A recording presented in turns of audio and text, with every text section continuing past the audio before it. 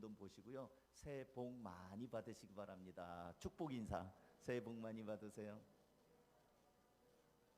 예, 한결 부드럽죠? 근데 또 우리는 세상 복이 아니고 하늘 복이잖아요. 또 다시 합니다.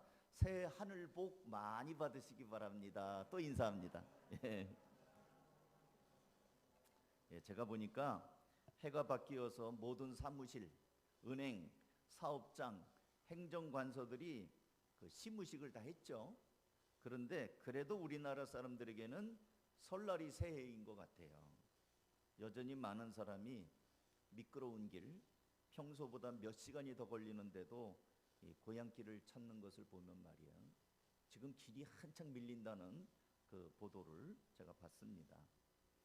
설날이자 주일인 오늘 저는 여러분과 함께 사랑하는 제자 베드로의 집을 찾아주신 예수님을 소개하면서 이번 설날에도 여러분이 각 사람이 예수님을 좀 이렇게 나를 찾아주시는 예수님을 좀 만나고 또 예수님을 이미 만난 여러분이 누군가에게 이렇게 예수님의 모습으로 찾아주고 따뜻한 손을 내미는 그런 사람들이 되기를. 이제 두 가지예요. 하나는 예수님을 만나자, 나를 찾아주시는.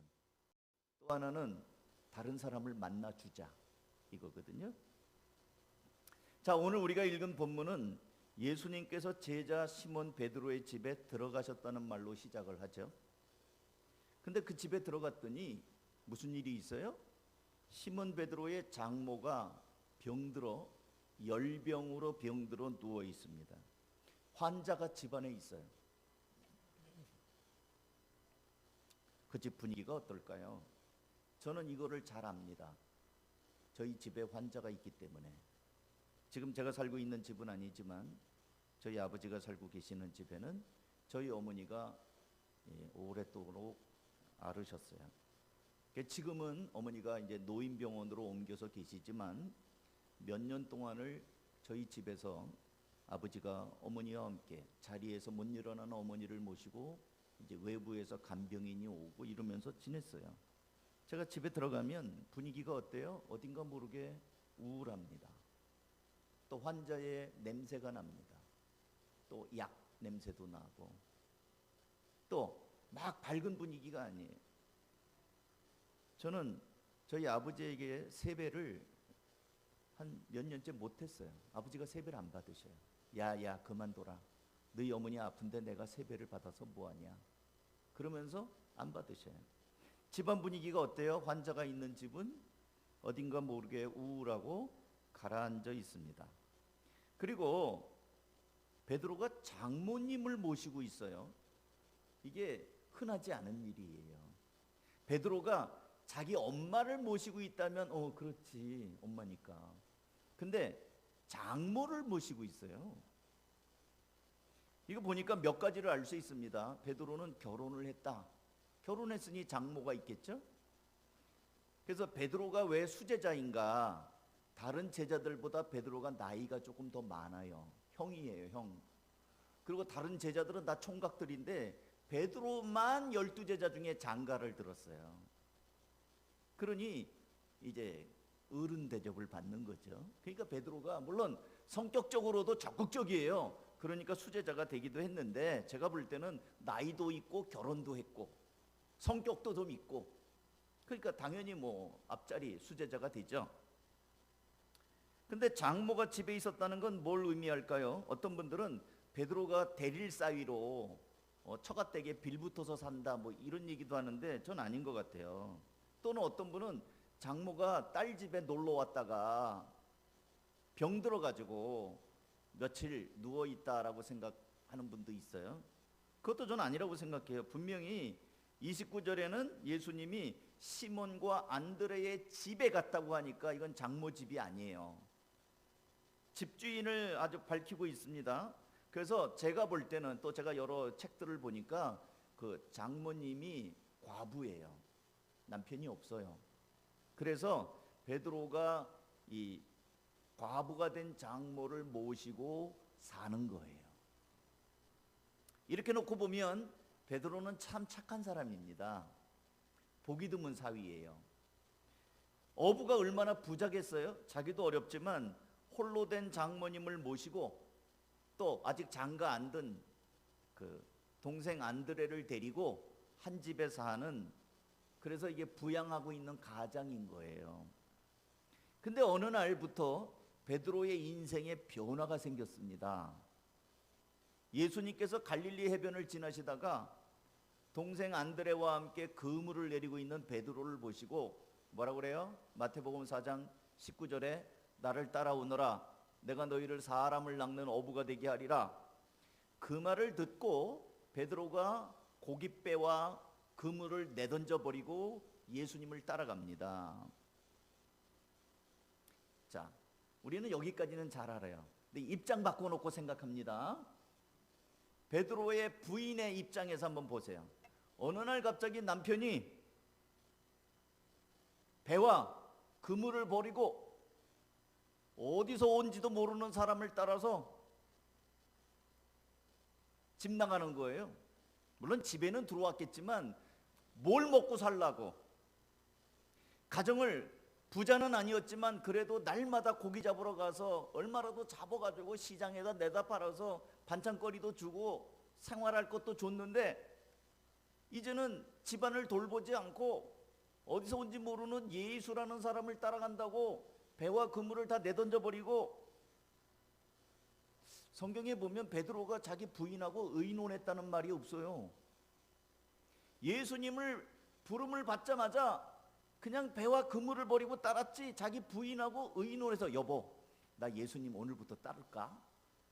그렇게 의논 안 했어요. 그러니까 한마디 의논도 없이 나 이제부터 예수님을 따라다니겠소 하고 집을 이제 가장으로서의 이게 역할을 안 하는 거예요. 이때가 예수님의 사역 초기라 예수님이 누군지 모를 때입니다. 예수님이 유명해지지 않았을 때예요. 그러니 이 베드로의 부인 입장에서는 무슨 생각이 들까요? 목사님 성경에 그런 말이 어디 있어요? 안 나와요. 성경에 안 나오지만 여러분 성경을 재밌게 보려면 당사자가 돼보라. 제가 말씀드리는 것이 성경에 없지만 얼마든지 상상할 수 있어요. 베드로의 부인의 입장에서는 갑자기 남편이 예수님 따르겠다고 배도 내팽개치고 그물도 내팽개치면 뭐 먹고 살아? 걱정되지 않겠어요? 또 자기 딸의 집에 와서 같이 살고 있는 과부된 친정어머니 입장에서 한번 보세요. 딸의 처지가 얼마나 불쌍해 보였겠어요. 지금까지 마음 좋은 사위가 열심히 일한 것 덕에 그럭저럭 먹고 살았는데 갑자기 사위가 예수 따라다닌다고 집안 살림을 내팽개쳐 버렸으니 얼마나 황당하겠습니까? 또 그런 딸 집에 사는 이 친정어머니의 마음은 얼마나 가시방석이겠어요. 사위가 돈을 많이 벌어다 줘도 이 친정어머니 장모를 입장에서는 좀 미안하고 그럴 텐데 이 사위가 일거리도 없는 실직자가 돼가지고 어디서 온지도 모르는 예수를 따라다니겠다고 집안 살림도 안 돌아보는 것처럼 보이면 얼마나 좌불안석이겠어요. 이제 내가 이 집을 나가야 되나? 이럴 때는 입이라도 하나 덜어서 내가 떠나야 되지 않나? 사위 눈치도 보이고 딸한테 미안하기도 하고 오만 생각이 들지 않겠어요? 비록 풍요하지는 않았어도 행복하고 화목하게 잘 살고 있던 가정에 어느 날 갑자기 나타나서 평지풍파를 일으킨 예수. 베드로의 장모가 볼 때 예수님이 밉지 않았을까요? 가족의 생계를 걱정하는 딸, 고생하는 딸을 보면서 울컥, 때로는 끼니가 떨어져서 배고플 때도 울컥, 예수 따라간다고 하루 종일 때로는 며칠씩, 예수 따라다니면서 예수님이랑 이 동네 저 동네 다녔잖아요.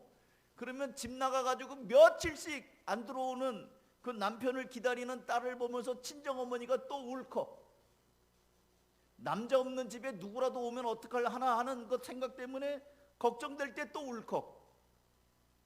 예수만 생각하면 우라가 치밀지 않겠어요?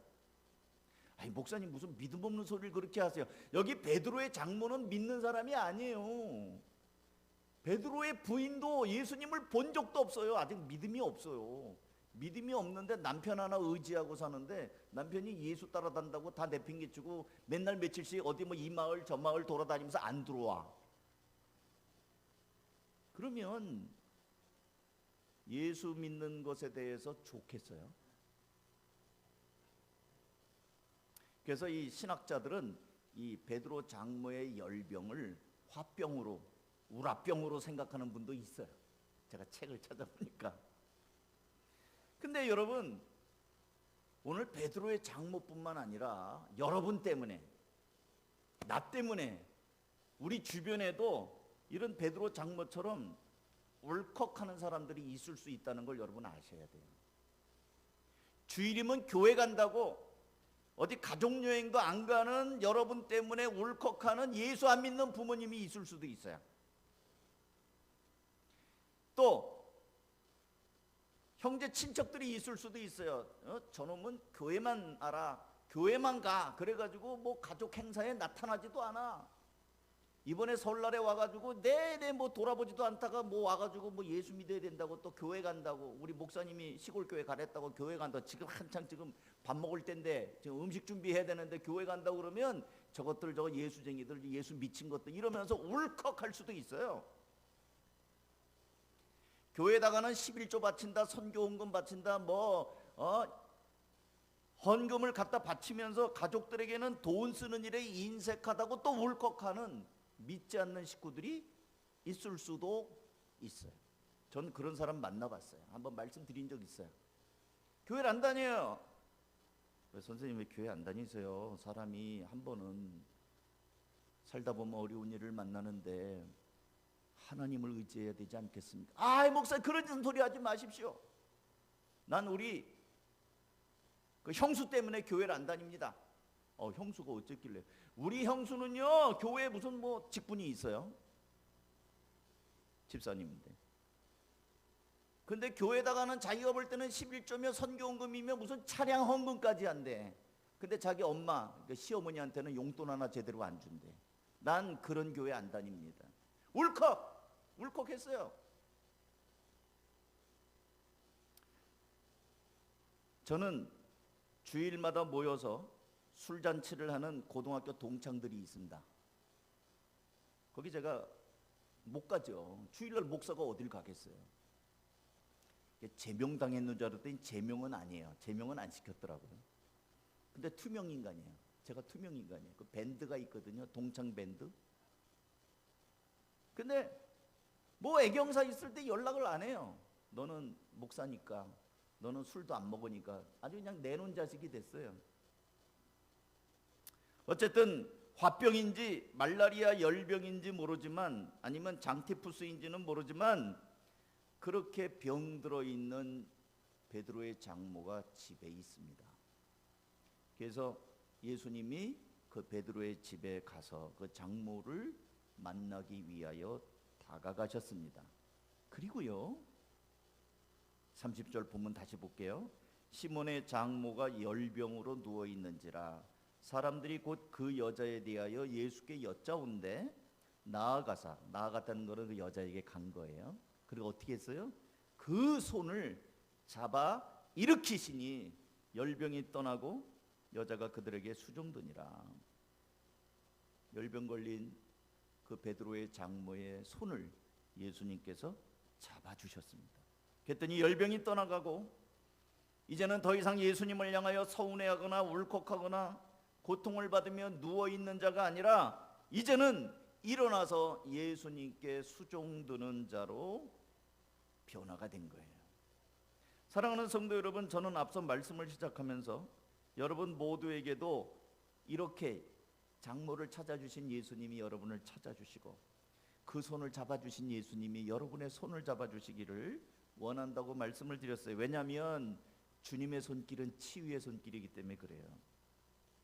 우리가 부르는 복음성가 중에 주님과 같이라는 찬양이 있어요. 영어는 There is none like you라는 찬양인데요. 한번 제가 미리 PPT를 한번 부탁을 드렸어요. 한번 띄워볼래요? 한번 찬양도 한번 해볼게요. 제가 같이 불러볼게요. 여러분도 아시면 아시는 분은 같이 한번 불러보세요. 이 찬양 참 귀한 찬양이에요. 한번 볼게요.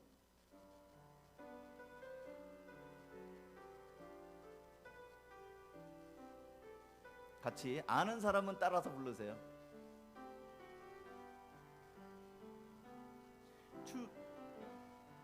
주님과 같이 내 마음 만지는 분은 없네. 오랜 세월 찾아 난 알았네. 내겐 주밖에 없네. 주잡이 강같이 흐르고 주 손길 치료하네. 고통받는 자녀 품으시니 주밖에 없네. 주님과 같이 주님과 같이 내 마음 만지는 분은 없네. 오랜 세월 찾아 난 알았네. 내겐 주밖에 없네. 사랑하는 성도 여러분, 그렇습니다. 주님의 손길은 치유의 손길이에요. 이 성경에 보면 성경 여러 곳에서 예수님께서 병자들을 만져주시면서 치료하는 내용이 있어요. 예, 이제 됐습니다. 사모님 감사합니다. 마태복음 8장 3절에 예수께서 손을 내밀어 그에게 대시며 이르시되, 이거 문둥병자거든요. 내가 원하노니 깨끗함을 받으라 하시니 즉시 그의 나병이 나은지라. 이 몸에 진물이 흐르는 나병 환자에게 손을 대셔요. 마가복음 9장 25절, 무리를 내보내신 후에 예수께서 들어가사 소녀의 손을 잡아 일으키시니, 달리다 굼, 이 죽은 소녀의 손을 예수님이 잡아서 일으키십니다. 그리고 마가복음 7장 33절에 보면 예수께서 그 사람을 따로 데리고 무리를 떠나사 손가락을 그의 양 귀에 넣고 침을 뱉어 그의 혀에 손을 대시며 하늘을 우러러 탄식하시며 그에게 이르시되 에바다 하시니 이는 열리라는 뜻이라. 그가 귀가 열리고 혀가 맺힌 것이 곧 풀려 말이 분명해졌더라.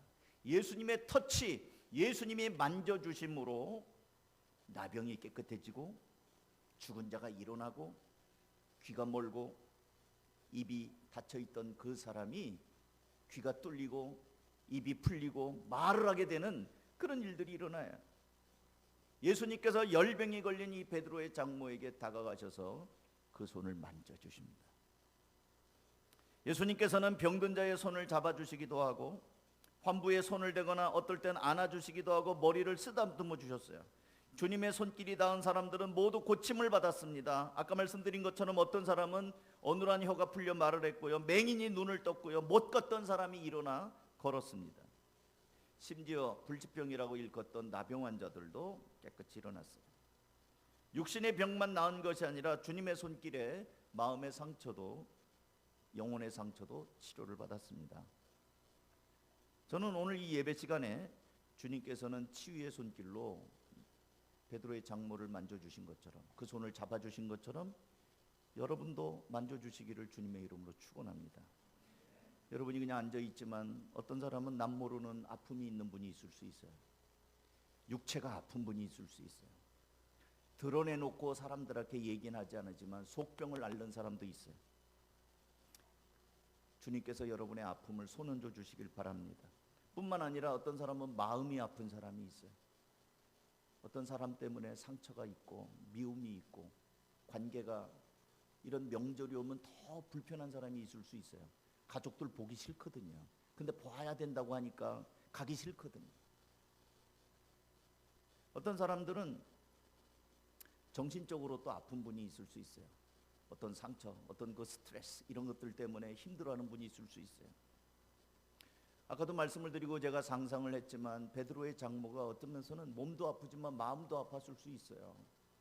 사위라고 있는 것이 가정을 제대로 안 돌아보는 것 같아서 속상할 수도 있고요. 사랑하는 성도 여러분, 오늘 예수님이 주님과 같이 내 마음 만져주시는 분이 없네. 주님이 만져주시면 일으켜 주시고 치유하시는 그 주님의 손길이 임하시길 바랍니다. 그리고 뿐만 아니라 또 한편으로는 이제 우리가 예수님을 모셨으면 여러분들은 한 사람 한 사람 작은 예수예요. 작은 예수. 그래서 세상 가운데서 소금이 되고 빛이 되고 그리스도의 향기를 날리는 사람이 되라고 하지 않습니까? 그러면 이제는 여러분이 예수님 노릇을 해야 돼요. 아니, 목사님 무슨 이단 같은 소리를 하세요? 우리가 어떻게 예수님... 아니에요. 내 안에 예수님이 있기 때문에 예수님이라면 하셨을 법한 말, 예수님이라면 하셨을 것 같은 행동을 내가 하면 내가 작은 예수가 되는 거예요. 마치 대사관의 대사가 그 나라를 대표해서 우리나라의 여러 가지 그 입장들을 얘기해 주잖아요. 그런 것처럼. 그래서 여러분들이 이번 설 명절에 또는 뭐 다른 경우에 주변 사람들을 만날 때 예수님을 대신해서 예수님이 그렇게 다가가서 만져줬던 것처럼 여러분이 다가가서 따뜻한 손을 내밀어서 그 손을 잡아주는 사람이 돼야 된다는 거예요. 사람들의 손을 잡는 거에는 세 가지 의미가 있습니다. 첫째는 마음을 전하는 거예요. 여러분 손을 잡으면, 제가 아까 손 잡고 기도하자고 그랬잖아요. 손을 잡으면 내 마음이 전달이 돼요. 손만 잡아도 마음이 위로가 될 때가 있어요. 많은 말을 안 하고 따뜻하게 손 잡아줘도 위로가 돼요. 악수할 때도요, 여러분 그 악수하면서 마음 전달하는 거 아세요? 건성으로 잡는 거하고 확 잡고 눈을 마주하면은 이 사람이 나를 존중하는 거 알게 되거든요. 그 다음에 손을 잡아주면서 기도할 때 능력이 나간다. 능력이. 그리고 또 손을 잡아주면서 기도할 때 이 병을 치료하는 능력이 나타나요. 예수님께서는 베드로의 장모의 손을 잡았습니다. 제가 앞서서 배와 그물을 버려두고 주님을 따르는 베드로의 모습 때문에 화병 얘기를 제가 했는데요. 대부분의 학자들은 또 장티푸스 아니면 그 당시 유행했던 말라리아라고 생각을 합니다. 근데 장티푸스나 말라리아는 모두 오한이 나고 열로 인해서 고통을 당하는 병이에요. 요즘에 코로나가 그래요. 코로나가 열도 나고 기침도 하고 공통점은 전염되는 거예요. 그래서 사람들이 다가가기를 꺼려합니다. 아마 베드로의 장모도 격리되었던 것 같아요. 열병이니까 방 한쪽에. 그런 그녀에게 예수님께서 다가가 주시고 손을 잡아 주셨어요. 어떤 면에서는 내가 손을 잡아줌으로 전염될 수도 있지만 내가 감수하겠다. 그 아픔 내가 같이 동참하겠다. 사랑하는 성도 여러분, 제가 뭐 이렇게 얘기를 한다고 해서 그럼 목사님 코로나 걸린 사람들에게 내가 다가가서 그럼 나도 걸리라고 하는 말입니까? 그거 아니에요. 그런 경우에는 오히려 격리 중에 먹을 수 있는 뭐 음식을 문고리에다 덜어준다거나 따뜻한 격려의 메시지를 카톡으로 보내준다거나 할 수 있겠죠. 그게 손을 잡아주는 하나의 모습이 될 수 있을 거예요. 고향에 계신 부모, 형제, 친지들을 만날 때 그동안 내가 얼마나 대단한 성과, 대단한 업적을 이루었는지를 자랑하기 전에 여러분 우리 부모님이 얼마나 외로우셨을까요? 자식들 도시에 나가서 다 일할 때 고향에서 그 연로하신 부모님들이 얼마나 외로웠을까요? 얼마나 힘드셨어요? 어머니, 아버지 얼마나 외로우셨어요? 손 한번 잡아드리는 거예요. 그리고 다만 얼마라도 용돈 드리는 거예요. 용돈. 저는 선물 같은 거는 보다는 용돈을 드리는 게 더 낫다는 신문 보도를 봤어요. 예. 부모님들이 원하시는 게 뭘까? 그래서 여러 가지 뭐 고기를 원하나 내복을 원하나 옷을 선물이 많은데 제일 많은 압도적인 투표 결과가 뭐냐면 현금이에요. 용돈의 위력. 부모님에게 손도 잡아드리고 용돈도 드리는 거예요. 그게 예수님이 다가가서 손 잡아준 거랑 같은 거예요. 또 아까 말씀드린 것처럼 예수님을 믿지 않을 뿐만 아니라 기독교에 대해 부정적인 생각을 가진 형제들, 친지들에게도 좀 겸손할 필요가 있어요. 우리가 교회도 안 다니는 것도 저 지옥 아래 못 갈 사람들이 뭐 이러지 말고 그 사람들의 말을 경청해요. 아, 저 사람이 저래서 싫어하는구나. 교회에 대해서 저런 생각이 있구나. 화내지 말고 들어주세요. 그리고 또 마지막은 지갑을 여세요. 아유 형님 이거 얼마 안 되지만 이게 뭐 제가 드릴 수 있는 거 이겁니다. 지갑을 여세요. 예수님의 손을 잡아주는 모습일 수 있어요. 그동안 우리는 말만 잘하는데 예수 믿는 것들은 말만 잘해. 죽으면 입만 동동 뜰 거야. 그런 말 많이 들었거든요. 예수 믿는 사람 말쟁이. 왜? 말은 잘하는데 실천이 없고 너무 이기적인 모습만 보여서 그런 건 아닌가. 마지막으로 예수님께서 그 손을 잡아 일으켜 주시고 고쳐주신 베드로의 장모의 모습을 보세요. 베드로의 장모는 병이 낫자마자 예수님께 수종듭니다. 아마 예수님 또 제자들이 쉴 수 있도록 방을 정리하고 먹을 음식을 준비하고 제자들과 함께 말씀을 나눌 수 있는 어떤 환경을 세팅했을 거예요. 베드로의 장모는 건강해서 회복되자 예수님과 이웃을 위하여 봉사를 합니다. 이것이 우리가 하나님으로 받은 은혜 받은 자의 삶입니다. 우리는 병 낫기 위해서는 애쓰고 기도해요. 살려달라고 막 기도합니다. 근데 병이 나은 다음에 어떻게 할 건가에 대해서는 생각 안 해요.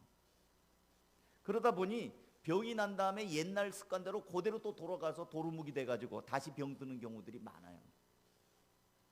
재발합니다. 그러지 말라는 거예요. 그래가지고 정말 죽을 힘을 다해서 벌어놓은 그 아까운 돈 다 또 병 치료하느라고 다 허비합니다. 이거 어리석은 일 아닙니까? 치료받은 병자들은 하나님의 은혜를 받은 사람입니다. 은혜 받은 사람은 새로운 삶을 살아야 돼요.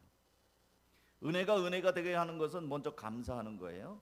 내 병을 고쳐주신 하나님, 내 인생을 고쳐주신 하나님께 감사하고 그 은혜에 보답하는 삶을 살아야 됩니다.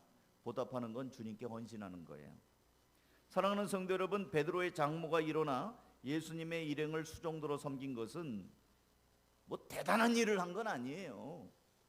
그냥 자신이 할 수 있는 만큼 한 거예요. 섬기고 식사를 차려드리고. 그런데 그렇게 하다 보니 이 베드로의 장모도 성경에 기록이 되잖아요. 오고 오는 사람들이 그 사람이 열병에 낫구나 그러면서 예수님을 수종들었구나. 지금 이게 기록이 되지 않습니까? 하나님이 하시는 일에 부족하지만 나도 참여하였다. 이것만큼 은혜가 되고 보람 있고 기쁜 일이 어디 있어요? 사랑하는 성도 여러분, 이제 말씀을 맺습니다. 바라기는 이번 설날 여러분 각자 제가 두 가지를 말씀을 드렸습니다. 이번 설날에 장모를 찾아가 주시고 손을 만져서 그 열병을 고쳐주신 예수님, 그 주님께서 여러분 한 사람 한 사람을 찾아주시고 여러분의 아픔, 상처들을 만져주시고 회복시켜주시고 뿐만 아니라 이제 은혜를 경험한 자로 여러분이 따뜻한 손을 열어서 다른 사람을 잡아주는 거예요. 다른 사람. 그래서 이번 설날, 이번 명절 연휴에는 그렇게 은혜 받은 자가 되고 은혜를 흘려보내는 자가 될 수 있기를, 그 손을 만진 바 되고 만져주는 사람이 되기를 주님의 이름으로 축원합니다. 기도하겠습니다.